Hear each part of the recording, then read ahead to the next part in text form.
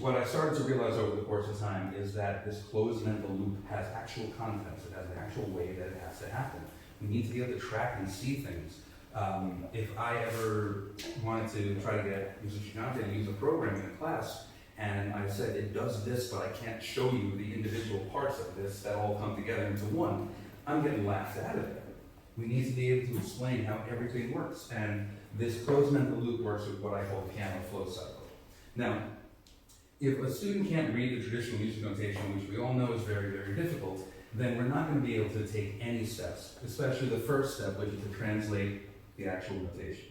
After you translate the notation, you have to organize it into an instruction, then you have to actually execute the instruction, then you have to set yourself up to seamlessly repeat the instruction. So,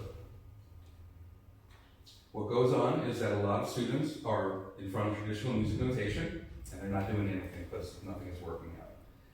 However, when we use occupational octaves, we use the colors and the letters, a very, very easy system that I created, and all of a sudden translating becomes very, very easy. Once we can translate the notes, organizing them into instruction becomes easier. Playing them becomes easier, and repeating what you have to repeat becomes easier. So in this particular example, the way that everybody engages, we are able to make it the same for somebody that has disabilities just by making a special needs user-friendly program and having clarity and ease being the #1 goals. So we're going from the translating step, to the organizing step, to the playing step, to the repeating step, over and over and over again. And that's how we start to create that closed mental loop. Now, if you're a traditional player like me, and I'll pat myself on the back, I'm a pretty talented classical piano player, I've played some pretty rough music in my life.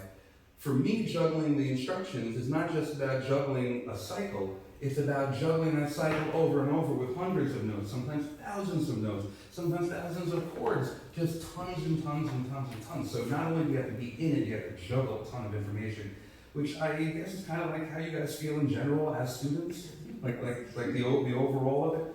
That's what, as musicians, we experience on like a smaller scale right in front. It's very intense. So when a student can't translate for music and they can't engage in the system functionally, then we have nothing to work with, unfortunately. Anxiety and boredom are going to go up, and we're going to leave the, tell me one more time? Leave the zone of proximal development. We're going to leave the zone of proximal development. But by changing over to the special needs user-friendly language that I created, everything comes alive again. We're able to do everything that we needed to do, everything that I'm doing when I'm reading traditional music notation. And all of a sudden, we can start to smooth things out into the piano flow cycle. This is the closed mental loop that somebody can experience. Connecting all of us together, one after another after another. When I tell you that a normal day of practice for me was thousands and thousands and thousands of cycles through that, over and over, that my teacher did not feel bad for me about having to do, that is no exaggeration.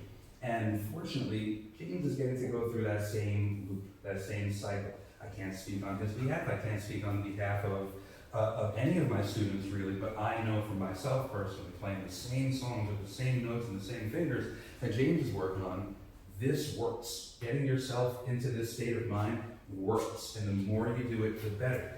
And the zone of proximal development is something that we hope does not plateau. That's something that we want to have for life, if possible. Increase and increase and increase. See how much faster we're going? Ah, man. See how much faster we were going? There you go. The speed and the intensity of what you have to do in the piano flow cycle is the equivalent at the piano of increasing in the zone of proximal development. Okay, so this is a little bit of my program manifesto. And now I'm going to get to the experience that you guys are going to have in your actual careers if you were to be using a program like this or something completely different, something totally different, but I want to bring that experience